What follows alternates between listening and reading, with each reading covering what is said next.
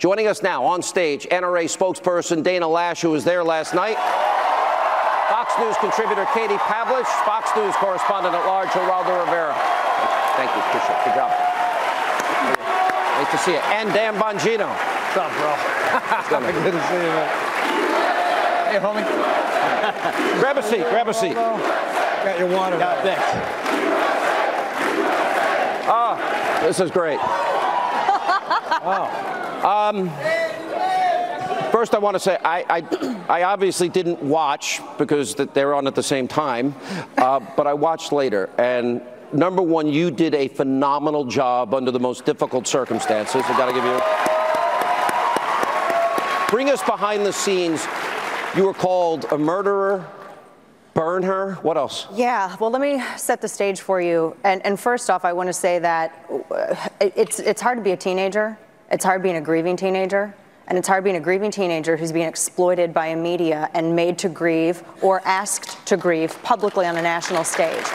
This was an arena full of survivors, victims' parents, and other community members. There were over 7,000 people that were in this arena, Sean. Mm-hmm. And when we entered, you kind of entered like you were Floyd Mayweather going into the ring. I mean, literally, like you came in from part of the arena and you walked through between all these people and you got up on stage. It was pretty chaotic. It started even before I got up on stage to talk. And the whole reason why I showed up there is because the NRA is made of over 5 million members who are also parents. I'm one. You're one of them, and you're a parent. Mm-hmm. And we didn't do anything wrong. Right. We weren't the ones. I mean, why is it that we're held responsible when here, just as you mentioned, just today we learned that the sheriff's office, here you had a deputy who waited upwards of 4 minutes before they went in. And Sean, we also found out, it was reported this morning, that the parents had reported this murderer to police before. There's a report out there, the records have been discussed in media, where they told police he has threatened people with a gun before. He has held a gun to others' heads. Now, I'm not a member of the FBI.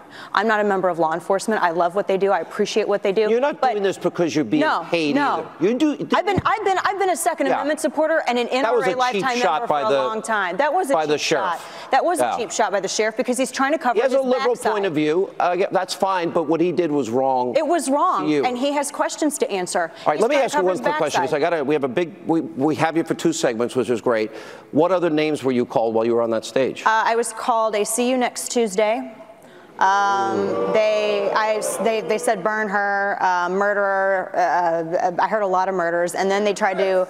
Cersei Lannister chanted me shame as I walked out. And I did not. I looked at every single person. So they wanted Jerry Springer last night. Yeah, it was, and that's what I mean. Honestly, that's why we have Geraldo. Yeah, I mean, CNN should have let their cameras, the original Jerry Springer. They should have. No chairs were thrown. No chairs were thrown.